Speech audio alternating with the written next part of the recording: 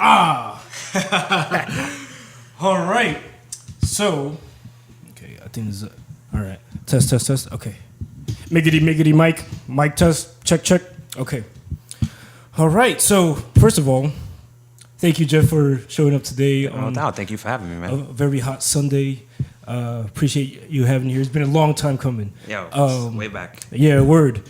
So, actually, before I even introduce this podcast, I got to start off with a kind of serious question. All right. Is a hot dog a sandwich? Yes, I'm going to say yes. Yes. Yeah. Okay, so tell me your thinking behind that. I'm going to say anything between two pieces Oh, of shit, bread. like your mic is like all the way up. Like, Oh, my fault. yeah, just speaking to the mic. I'm going to say anything between two pieces of bread is considered a sandwich. Yeah. Anything. And it's plus sandwich, to me, is something you could grab to go.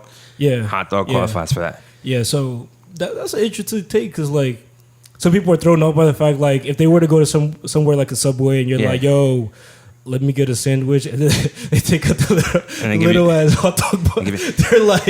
They're looking at that like, yeah, that's kind of saying like, yo, let me get a pizza for here. Like, well, actually, pizza's always to go, but you're just gonna eat it here. Yeah, but it's made to go. You know what I'm saying? Yo, we got a philosophical food question here. Nah, I'm just saying you're throwing a hot dog question. I'm gonna throw a pizza question right back at you. Yeah. So actually, like, on that same topic, like, is there really such thing as a personal pizza? Because I feel like I think any pizza is a personal pizza. Word. Yeah, anything. Word. Because I was thinking, I mean, like, I feel like that's like an American thing because, like, we like size out the shit out of our portions and like we just want an excuse to be able to like just eat a whole pizza by ourselves. Well, if I order an extra large pizza and I eat it all, it's a personal pizza, and it's probably I fuck with that. I could probably share. I could have shared that, but my fatness was like, this is a personal pizza.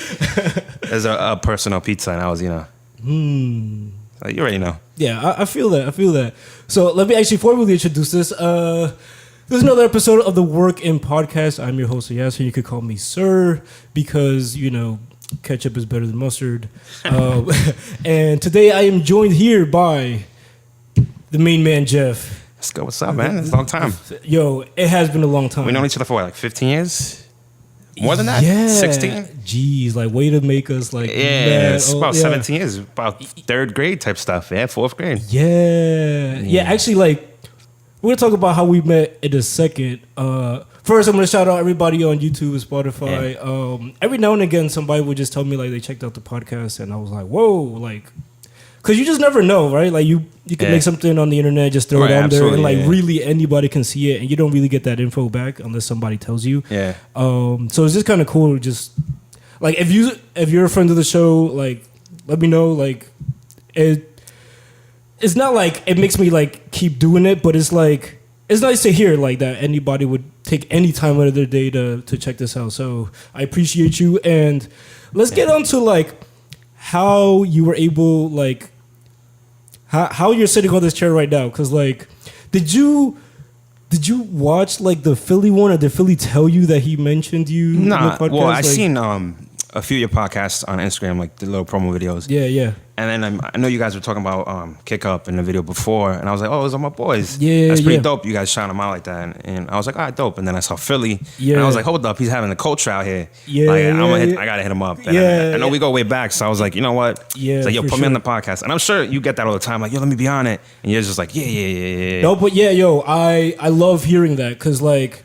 So I actually started this like maybe like 3 years ago, and I was kind of like incognito about it because I was just kind of like shooting shots in the gym, like just trying to get better at this whole thing.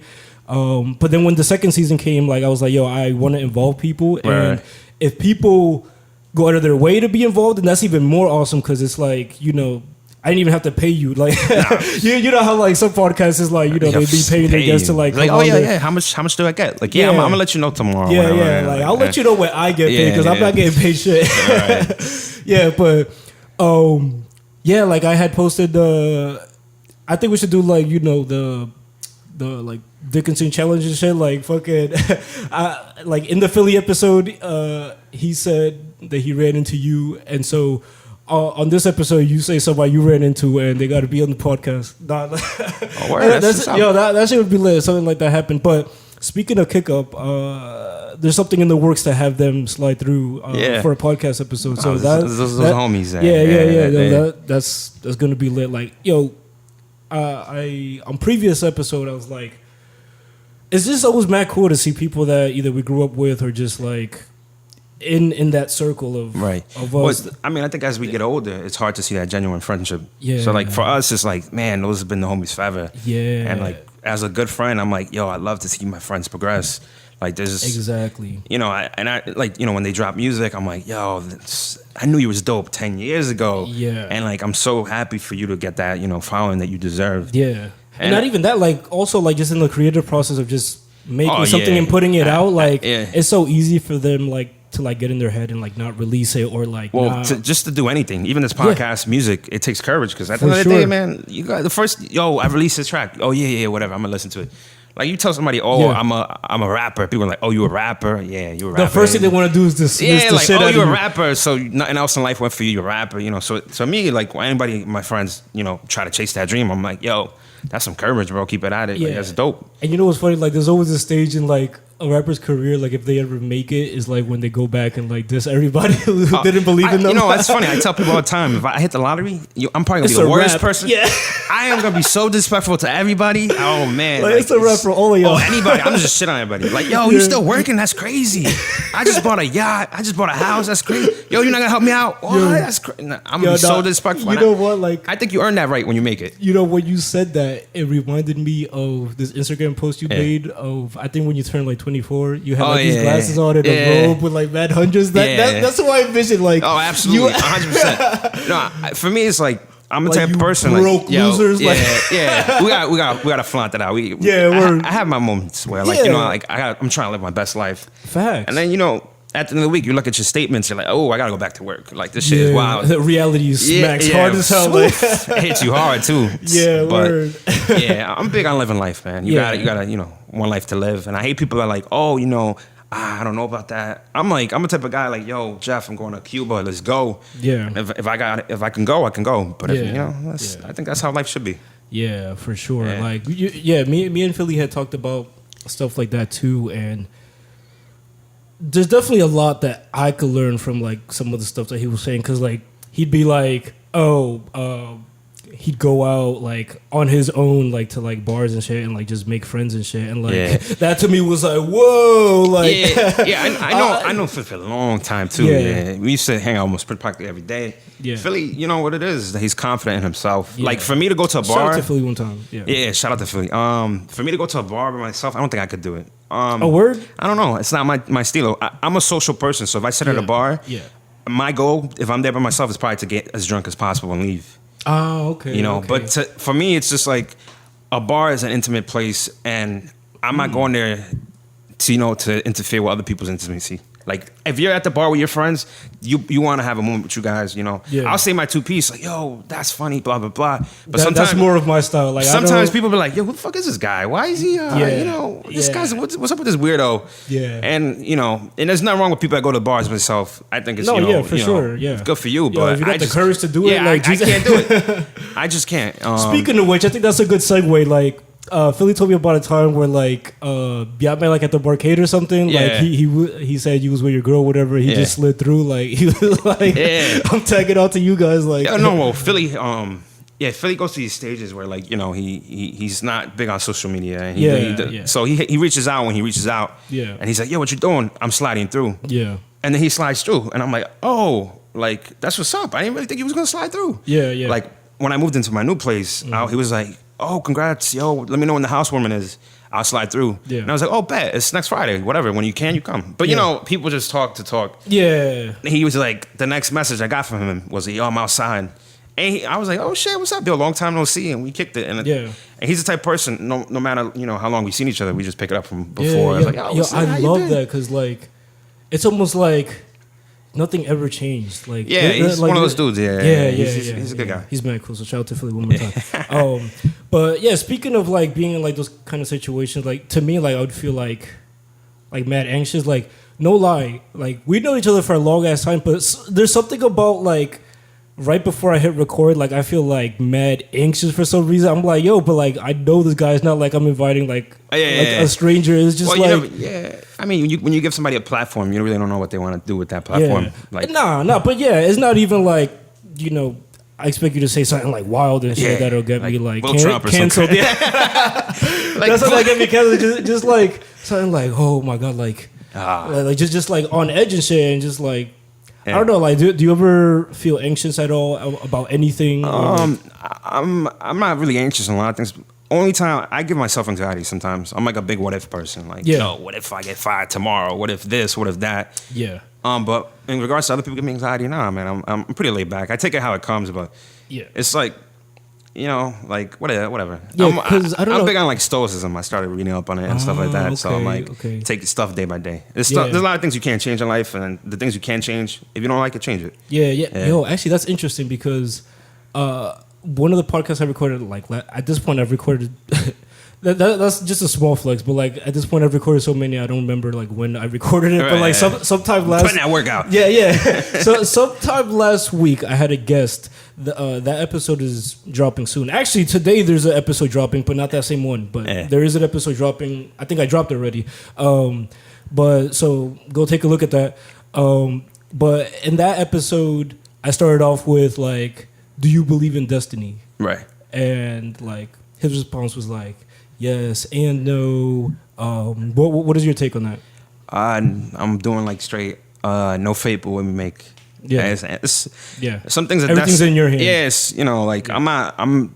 You know, my parents are extremely religious. I'm not religious at all. Oh, are they? Okay. Yeah, I'm really not religious at all. My mom was going to church twice a week. Yes. It's like, yo, let's go to church. I'm like, Mom, it's Wednesday. What are you talking about? Like, yeah. She's like, no, you need to go to church. You know, your life's gonna get better. You need to pray for stuff. I'm like, Mom, listen, like, I respect your religion, and my mom's Catholic. Yeah. And I was like, but it just doesn't do it for me. Like, I'm more of a logical thinker, and like, it just didn't make sense to me, and I felt like, it's not my thing. Yeah, for sure. Like, I believe in a higher being, but in regards to religion, destiny, if I walk across the street and get hit by a car, I don't think it's destiny. I think it's because I was walking down the street and a car happened to hit me. Yeah, stuff like that. Yeah, obviously, yeah. There's an extent to which there's some things that you can't control that happens to you, but for the most part, I think like we're like an agent of like our decisions. Like we can.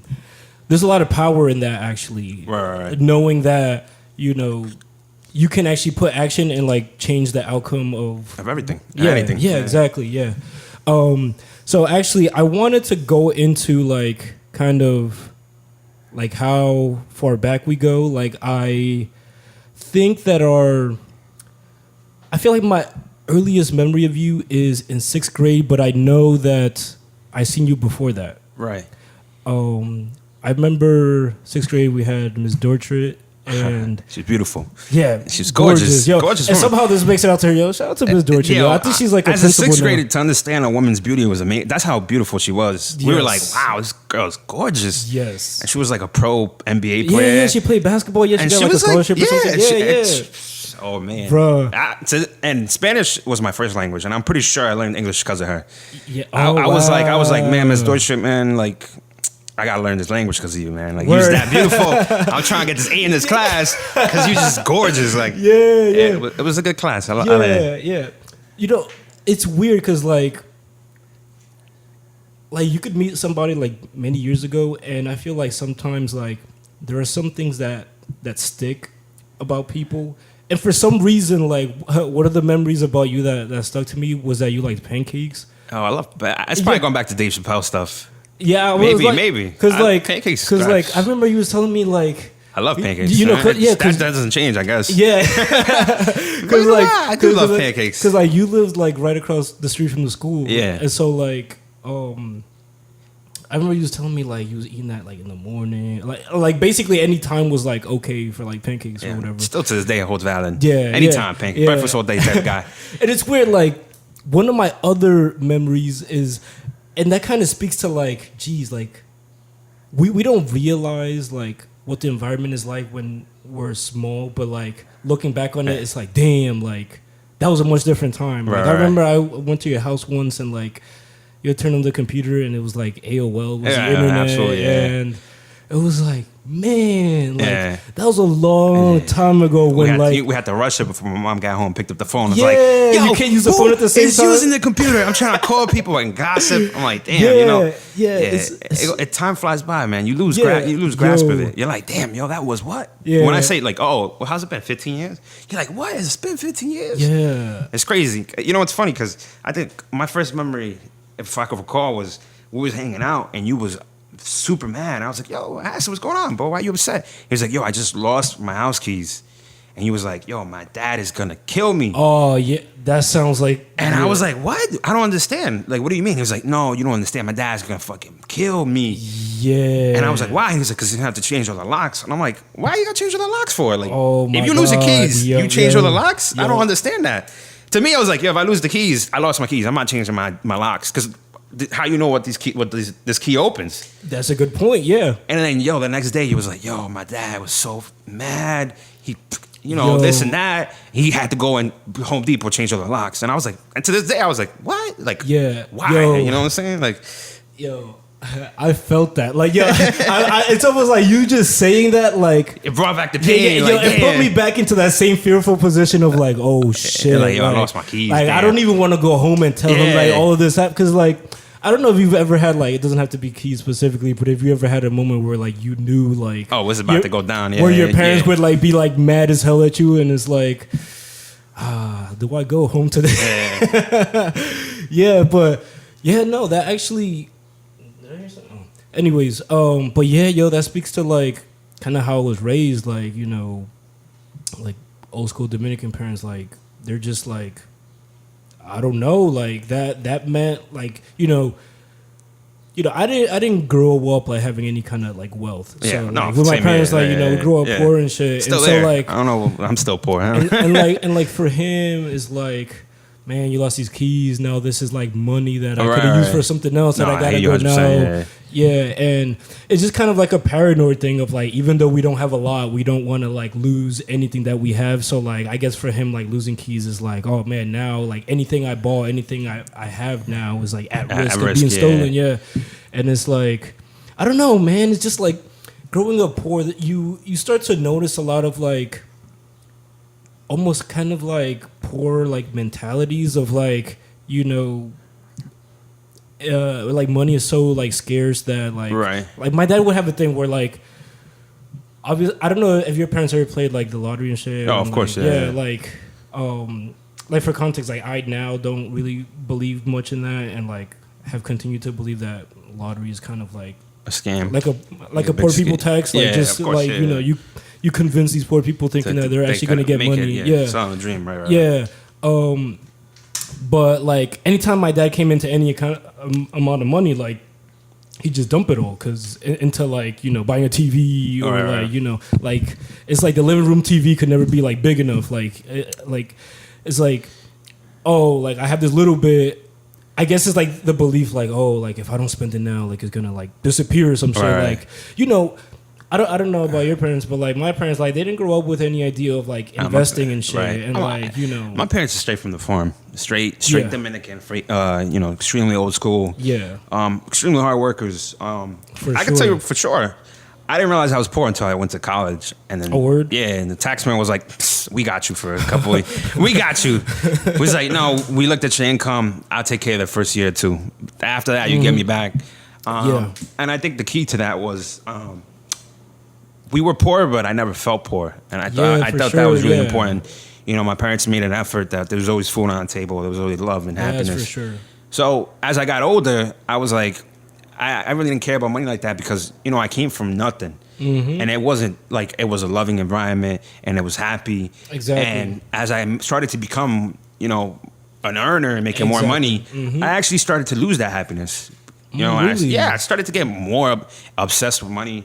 Did you become like more materialistic, or did your lifestyle change? I think it was a little bit of both because as you start to make money, you're like, I have achieved a set goal, and I want to keep achieving these goals. But for sure. That goal is completely, it's like a moving goalpost, right? Yeah, like, it's like you're never gonna get there. Your next goal, and you're like, well, now this isn't enough. I have to like, I was like, oh man, I'm making so and so now. Yeah. And I'm like, that's not enough. I want to make this, and I started to get angry, and I started to be like, man, like. my boy just bought a Beamer. Where's my Beamer? And I think the comparison game is dangerous. So once I started to be like, you know what, everybody has their own pace, and I started humbling myself and saying like, yo, everybody's life is a little bit different. For sure. And I started to see where I came from, and to this day, it amazes me because like I said, I come from, very low income parents who loved me tremendously. Yeah. And at 18, I was already making more than both my parents. That's how low income they were. Oh yeah. And to this day, I have no idea how they made it. It took me a little bit longer, but yeah, I had reached that point too. And it was kind of surreal. I was like, how did you raise me? Like how? Yes. How did you have food bro? I can't even. Sometimes I'm trying to go out to eat, and I'm like, hold up. How is my parents raised? I don't even know how they raised me. Yeah. I don't know how they put clothes on me because.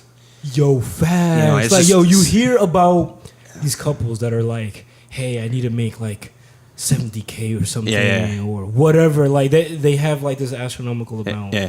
And they're like, we need this to like raise our child. And I'm like, do you know how little my parents like? Yeah, absolutely. You need they didn't like. Neither of my parents had like like knowledge jobs. It was like either at factories or like a nurse. My dad was shout out to my parents. My dad was he worked at a car wash. He was washing cars, and my mom was a home care worker, so she would go. Oh, mine too. Yo, I think that was like a common like Spanish. Yeah. Because it's kind of like you're a housewife to go. So my mom's job was literally to go cook and clean for other people, take care of them, 100%, and then come home and cook and clean, and then do the same thing. Yeah. So so I understood. Like shout out to the moms. Yo, for real. Oh my Spanish God. Moms particularly, because they'll come home and whip it up in 10 minutes. Facts. And I'll be like, how you do that? Yeah. But then you realize like they've been doing that all day, so they just come in there. Yeah, it's just like 10 minutes later is rice, beans, chicken. Facts. And I'm like, I just went to the room real quick. I don't know what you did, but I really appreciate your mom. And shout out to my moms out there. Yeah, at first like I was like, I'm sure you're aware, like Dominicans have like there's like two like Mother's Day. There's like the regular Dominican one, Mothers and the Mother's Day. End of May, there's like the other. Right. Like, and I used to be like, that made no sense. Like, why do they get two? But it's like they really need two. Like, they need more than that. Like, really, Mother's Day is like any day. Like, you could take any part of your day to appreciate your mom because, like, I started to appreciate my parents more because as kids, you kind of like as you get older, you tend to like not reach out to your parents because I don't live at home anymore. Yeah. And sometimes I go a couple of days without calling my mom or dad, and then my sister will usually be the one to text me like, "Yo, call mom and dad." They're getting old. Yeah. Stuff like that. For sure. And then I think as I was somewhere and someone told me like, don't forget that there was a time in your life where you weren't in your parents' life, but you always had your parents in your life. Yeah. So you gotta understand that. That's a different dynamic. Yeah, like there was a time where you weren't a thing to your parents, but your parents are the only thing you know. Yeah. So you gotta make sure you love them and reach out to them. It's hard, because you get so caught up in life and trying to like do better for them that you forget to like reach out. For sure. Like, Ma, I didn't mean not to call you, but I was trying to, I was working really hard trying to make more money. Yeah. So maybe 10 years from now I could buy you a house, stuff like that. Yeah. There's tough. Always like, and I've talked about that with like other friends where I feel like, geez, man, like when I think back to everything that my parents did, like I don't think there's like enough that I could do to like ever repay them. Because never. I remember having like a particularly vulnerable moment where like I was sleeping and like I don't know if this ever happens to you, but like I don't know, like I just had this weird dream that like one of my parents had died and shit, and like I remember crying like in my sleep, and then I wake up and I'm like still crying, and then I call my mom instantly like just to make sure like this shit isn't real life, because sometimes dreams are like kind of crazy, like they feel like mad real. So then I call her and shit. She's like, "Oh, why are you crying?" And I was like, "Oh, I thought you were dead. Like I just want you to know that I love you, because it's like." Yo, like I had a bad that. That moment felt like mad real, and I was like, yo, like to realize that those are the only people really in life that ever like looked out for you in a way. Yeah, and like really, truly, like give a shit about you, no matter absolutely. What. Like, and there's like that kind of love that that can't be replaced. Like, right. Yeah. And for me, it's a little different because my dad's not in the best health. So when I do get phone calls, I'm always a little nervous to pick them up. Yeah, my parents either. Yeah. So sometimes my mom calls me and I'm like, I really hope I want to talk to my mom, but if it's bad news, it's gonna mess me up. So I don't know. From one day to the next, my mom's a professional WhatsApper, so now I just hit up on WhatsApp. Oh, word? Oh, yeah. She on that? Oh, okay. My mom, when Metro PCS, she send emojis, like everything. I get a picture of Jesus every day from my mom. Every single day, my mom comes through with the picture. A picture of Jesus. Mom, a picture of Jesus, and then she sends divorce notes. When Metro PCS got the little Samsung touchscreen, like the old school. Yeah. And it had WhatsApp. Yeah. My mom was like, "How do you do this? How do you do that?" And within 2 days, bro, you should see my mom. She's like a 5-year-old. Her phone all day, like scrolling on WhatsApp. Hi, how are you? Oh, you see this thing on Facebook? Like, all right, mom, get off Facebook. Yo, she tried to add me on Facebook, and I was like, I'm not adding you on Facebook. Yo, that situation is wild. Awkward. She tried to add me on Instagram, and I was like, I'm definitely not adding you on Instagram. Definitely not adding your Instagram because it comes to a point where like your mom's gonna throw some stuff in your face. Oh, you went to Costa Rica and you can't come see me. Oh, you went to Colombia, you can't come see me. Oh, you make money, you forget about your parents. Huh? I'm like, nah, ma, it's not like that. I'm just living my best life. Exactly. Yeah. I mean, that's a totally different perspective for parents, like seeing that side of us, because it's like when you live with them, like there's an element to like. They see what you do in the house, so like they kind of feel like they have a sense of like they know you like that. But like outside of the world, then even when you move out, it's like, well, I got nobody looking behind my back, so I'm gonna just like for me, live my life. Moving out for me was like tremendous. I was like, because my house was old house, and then like to move into Central AC, I was like, oh my God, I'm never going back. I still don't have that shit, but a parking spot, or like just the ability to do whatever you want whenever you want. You want to come over at 3 a.m, come over, like exactly, no problem. That was liberating, and I loved my house, and to this day, if I could go back, I'll go back. I'm a mama's boy. Yeah, but me too. Yeah, it's just it's free that freedom. Oh yeah. Like, I still can't, like, because for context, like when I lived with my parents, I couldn't have anybody over. So like that whole like, hey, come over, let's go watch TV or something. Like, nope. It's like, so it's the funniest thing ever, because my parents are like that, but for whatever reason, they were the heaviest sleepers ever. Oh, word? Yeah, and I would throw parties when they were asleep. Word? And they would never wake up. Oh, you can ask Philly, Teddy, anybody. All my cousins, we used to go wait till my parents were asleep, and they'll go to sleep like around 10. Yeah. At 10 o'clock, I'll send the mass text, it's lit, let's come through. We'll go to my house, and we will play beer pong. We're drunk, and we're 17, 18 at this time. Yeah. And get hammered and leave like at 3 a.m. We'll make sure we clean up, and then my parents wake up the next day. They had no idea. What? And we did that every weekend for like 2 summers straight. Until one time we was in my backyard, and we was about 20 of us, about a good amount. Yeah. And then the cops got called on us. Oh shit. And one of my friends was outside, and he walked in, and the cops followed, and they were like knocking on the door. Yeah. Like, and I go to open the door. I was like, yo, what's wrong? He's like, oh, we got a noise complaint. And them knocking on the door, they woke my parents up. So my parents woke up, and they're like, what is going on here? What do you mean? What party? There's no party here. Yeah. And it was like, oh, we got a noise complaint. We have to come in. My mom's. Any Spanish woman is terrified of cops. They don't know anything. She didn't know that she could say no. Yeah. She's like, yes, come in, officer. So sorry. Yeah. I was like, Mom, get the hell out of here. Tell them to get away. Like, get out of here. So he let them in, and they went to the yard, and there was about 20 of us drinking. Jeez. And they were like, everybody has to get out. That was deep as hell. So then, the cop goes to play the power play. I can give you a ticket.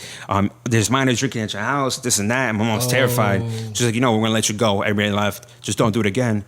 And then ever since that day, we never could do a party after that, because she would wake up. Not that she'll stop it, but she'll randomly wake up now to go to the bathroom in the middle of the night. Yeah, and just a suspicion like, I think she still does it to this day. She wakes up in the middle of the night like to go to the bathroom. I think it's just from that time. Yeah. Because I'm telling you, we was lit. Like, we had parties. Yeah. And my parents, I don't know what it was. Maybe they heard, maybe they didn't, but they never left their room. Wow. And I'll never forget it. We was we were mixing jungle juice, right? Because we were mixing anything that day. Word. In a big sancocho pot. Oh, D. So we was there, and we were mixing it, and we were pouring it into gallons so we could bring it outside. And we dropped the sancocho pot, and they made it like a huge bang. And there was about 7 of us in the kitchen. We looked to my parents' room, and we wait for like 15 seconds, and we're like, and nobody comes out. And we look back, and we're like, wow. And we go continue to drink in the yard, and it was, it's the best times. And I still say those are the best times of my life. Yeah. We was broke. We put like $5 together. We drank with our friends. And we had so much fun. I mean, that's all it takes sometimes, right? Like I consider myself to be a simple person. I don't know if that's because of the way I grew up, but like I don't need much to like be happy. Like, you know, just even sharing a moment with somebody and just being able to talk and shit and just like shoot the shit. Like, I'm a social person. I'm kind of like, I like to go out and grab some drinks. But as I got older, I've started to realize like drinking outside gets really expensive. Like if I go to a bar, like I don't understand when we stopped that as kids. Because before I used to pregame for everything. Yeah. As I got older, the pregame is non-existent. Oh, word? Yeah, I don't know why. Like I used to get so hammered that when I went to a bar, it was just one drink. Or when I went to an 18-year-old club, it was just one drink all night because I was already at that level. Now it's like when I go to a bar and I try to get to that level, it's like $100 later. I'm like, you know, after a while, it's just like I understand when people are like, yo, this is drink at home. Let's not do that whole thing. Word. Yeah, and I mean, if you're gonna drink anyways, like it's just like probably like a more at ease vibe because like if you're at home, say for example, like, you don't have to like worry about going out and like, absolutely. You know. Shout out to Drizzly. At Drizzly every day. You know, get alcohol delivered to the house. I don't have to leave my house. Oh wait, is that like an app or something? Yeah, or like, it's called Drizzly. Word. Yeah, you can get anything delivered to Drizzly, you. Cut the check because for real. This company. Get us a coupon code. So for real. Shout out to Drizzly. Especially when you're home, you don't want to be. You want to be courteous to your guests. You don't want to leave them at the house alone. Yeah. So you're like, oh, you want something to drink? I'll order it real quick. Oh, you want a Heineken? I got you. Place that order in, like Grubhub, place the order and they deliver right to your house. Wow. Yeah, it's dope. Learn something new. There you go. Shout out to Drizzly for all my drinkers out there. They got bottles and wine, all that stuff. Keep the party going type stuff. Damn, that shit playing right through the window. Okay. We got some background music. Word. So one of the things I was also remember about you is that you always just been like naturally like a funny person. Yeah, man. It's funny. Growing up, I was wanted to be a comedian. And, that's funny. But like I said, I had Dominican parents, so they're like, "Oh, you a funny guy? You're not gonna pay a bill being a funny guy." Facts, so, I never lost the dream because I still, I'm social and I crack jokes in there and I like to entertain. Yeah, I be peeping some of your memes on Instagram. I'm social and stuff like that. But then as I got older, I kind of lost that, excitement and dream and stuff. But I love comedy. I go to comedy clubs. Still to this day, Dave Chappelle is my all-time favorite. Oh yeah. Seeing him perform was so amazing. Did you see him at Radio City? Yeah, I saw him when he was at Radio City. I went to one of those shows where he had I think the Roots opening. I think that was the first show. I had the one where he had Kendrick perform. I think the one before that was Nas, and then the one I went to was Kendrick, and it was amazing. Yeah, seeing that is it's crazy, right? Because you kind of pay all this money to see somebody on stage and speak words, but it's when you realize with the ease that he does things and he's phenomenal. It goes over your head how smart he is because he's extremely intelligent. And he just it flows and he makes you laugh, and I love it. I love comedy. To me, making someone laugh is making them feel safe. If I have a tension moment with somebody, I can make them laugh, and that tension kind of dissipates.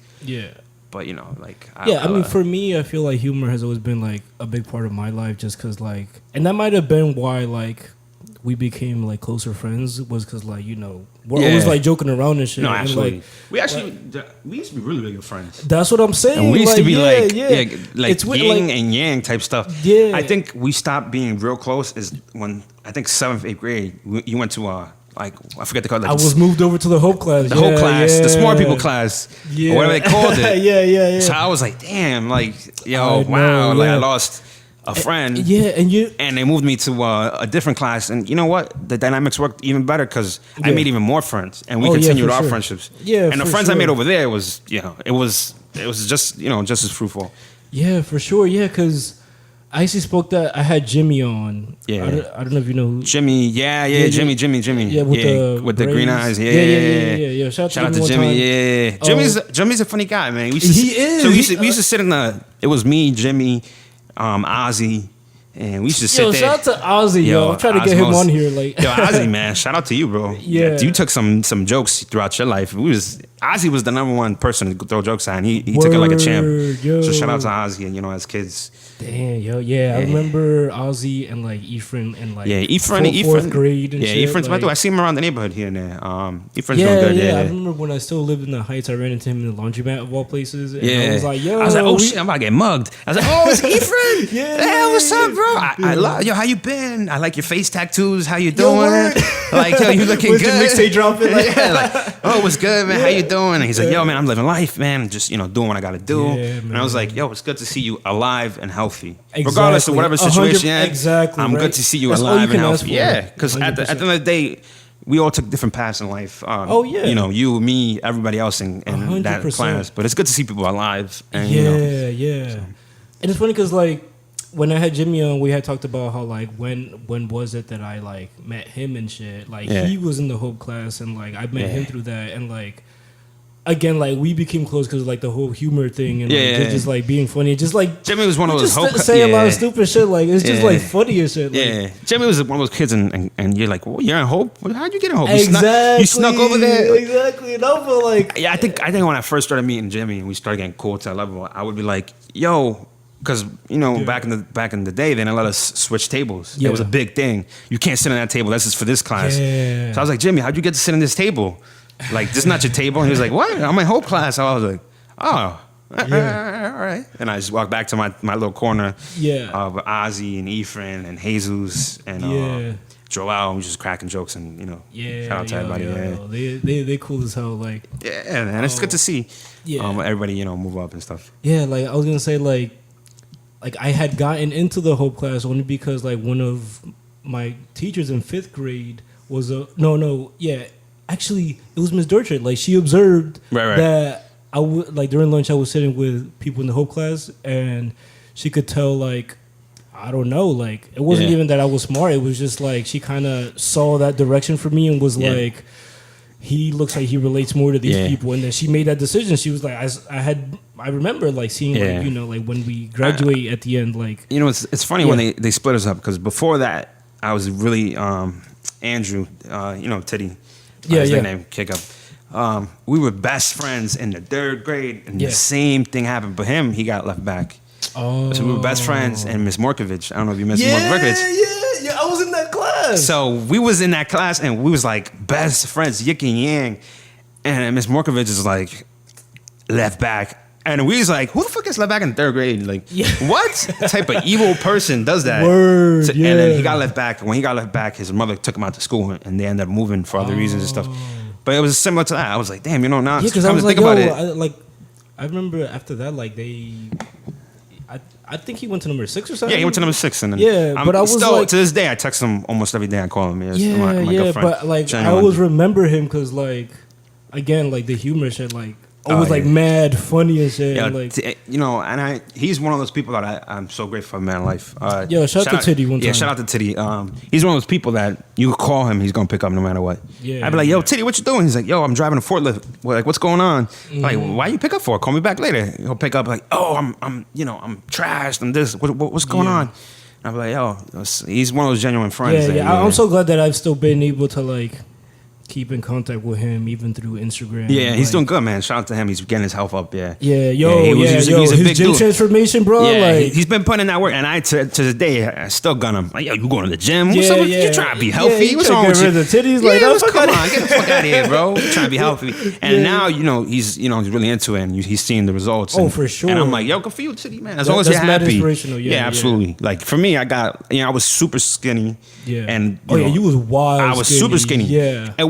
It wasn't until I started working I realized how like little I ate. Because I only ate when my parents. Didn't eat that much. I didn't have an option to eat at any other time until it was breakfast, lunch, or dinner. Okay. Right. So I ate breakfast, lunch, and dinner when my mom and dad made food. Yeah. It wasn't until I had money where I can be like, yo, let's go out to eat. And once I started going out to eat, I love food. Yeah. I was, I just became, in fact, like I would just eat all the time. And, And I did get a little bit bigger. And drinking too doesn't help. But hey, it is what it is. We go like through, Oh, I'm happy. I love myself. Yeah, exactly. And that's really what I tell people all the time is like, yo, when people see me, they see security, right? So if you see me, we can afford appetizers and dinner, and we can get entrees. Because at the end of the day, I'm not skipping no meals out here. Yo, word, like, it's a big difference. Like, I had a big moment in life where I was just like, not at all like really that secure with my body, but it wasn't even like, right.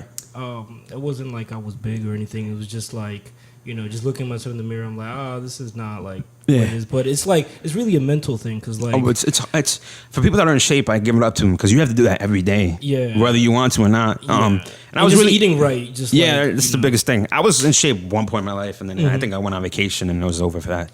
Vacation makes that really hard.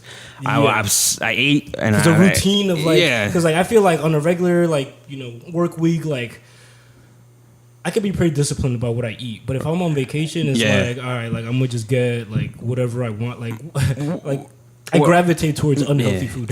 What I've realized with myself is if I take anything longer than 2 days, I'm gonna lose the discipline. So if I go to the gym today, I can skip tomorrow if I have something to do, but if I skip 2 days in a row, I lost it. Yeah. It's gone, so I can never take more than 2 days off. Yeah. So I can go today, not go. I mean, I don't go. I haven't been to gym forever, but if I go back to the gym, that's how I would do it. Because you gotta be pushing, man, and it's hard because you don't see the results right away. 100%. Like I gotta go to the gym. I wake up tomorrow, I'm still fat. What's going on? Yeah, that's the thing, right? Like I just ran 10 miles. Why am I still fat? When I started, I was like mad impatient because I was like, the second day looking in the mirror, like, do I see any difference yet? Yeah, and then nowadays you have all this BS companies out there, And I shout out to everybody who's trying to get healthy, regardless of what you use. For sure, yeah. But don't come to me like, oh, have you heard of Herbalife? Or like, listen. Oh yeah. I'm snake oil salesman. Yeah, exactly. Like when I want to get healthy is on my pace, and don't try to like body shame anybody out there. Yeah, like, for sure. Yeah. And that's really the most important thing is like how that person feels like with themselves. Like if they feel secure about it, then that's it. Like that's all you can ask for. Like no matter what they look like. But yeah, one of the things I was gonna lead into about you being funny is that I was taking a look at your Instagram and I find like it seems like a common thread. A lot of like Vic being kind of like the butt of the joke. Like tell me about your relationship with Vic. Like yo, shout out to Victor one time. Yeah, shout out to Vic. As many as you know him as Fish. Yeah, it's Fish. So Fish is another good friend of mine I had for years. When did y'all meet? Officially, we met in church school. In church school? Church school, right. Yeah, we go that back. But our relationship really didn't flourish till a little bit later. But we officially met in church school. And it was funny because, I don't throw no names out there, but we were kids in church school trying to do our confirmation, I believe it was. Again, my parents are extremely religious. Mm-hmm. And the nun stops and says a prayer and says, we have some terrifying news. One of your classmates is pregnant. What the fuck? Yeah, we're just like, what the? Like we're kids. For context, how old are you? Yeah. Yeah, so we was like 15, 16. Damn. Yeah, probably like, probably 15. Well, these days, that's not crazy, but we're 15. That's crazy, yeah. And they were like, we can't tell you who it is because it's anonymous. But that person that was pregnant stopped coming to class. So we kind of understood, all right, that person. And that person was related to Fish, and then we was like we was cracking on him. So it's Fish's fault, right? Yeah, so we was like, you got that person in your family, like type stuff. And then that's how we originally got to know each other. And then high school came along, and he was good friends with another good friend, currently my roommate, Nick. Yeah. He came around with Nick. Shout out to Nick one time. Yeah, Nick. He's my roommate. I love with the guy. Yeah. He brought Fish out, and at that time was Victor, and I could tell you stories for that guy for days, bro. Yeah, Vic seems like he's like one of the coolest people. Like, see now he moved back to Jersey. He did. Yeah, he's back in Jersey. Are you now. in Jersey at all? Yeah, I'm still in Jersey. Yeah. Yeah, he's a genuine good dude, man. He'd give the shirt off the back if he could. Yeah. Yeah, but crazy. Like I haven't even had my time to chill with him, but like just in the little bit that I've known him, I'm like, yo, he's a humble dude, and he seems like mad. Cool. I get mad at that though too, because like I always crack on him, but then I started to see the trend in high school, like random people cracking on him. I'm like, hold up, word? Like you don't know the guy like that. Yeah, like, I could crack on him. Yeah, like don't crack on my boy like that. Like, I crack on him because we go way back and stuff like that. So I remember. Because he went to 25, and so when we were number 8, like the volleyball team would play them. And like I feel like he was on the team, but like they had like, do you remember Ramen? tall as so hell too. Yeah. Like, I know what you're talking about. I'm like, what are these two? Yeah, I'm like, what are these two adults doing like on the volleyball court? Like, that's not even fair. Like, I remember him from back then. I really got good friends with Fish because I was just like, yo, why are you built like that? You're built so weird. You're like tall and heavy. Yeah. And like, as I got to know him, I was like, oh, this guy's a real dope dude. And yeah, for I still sure. tell him once a week. I try to still see him. I hang out with his brother-in-law more now and his sister. Yeah. He's too in his lifestyle now, I guess. Yeah. But I think we're gonna call it wrap right here. It's been good talking to you and catching up with you. Word. More than welcome anytime to come back. Bro, I live like about 10 minutes away from here. You hit me up. Yeah. So this has been another episode of the Working Podcast. Together we're awesome. Divided we're more awesome. Link it build is the motto. We will see you guys in the next one. Peace.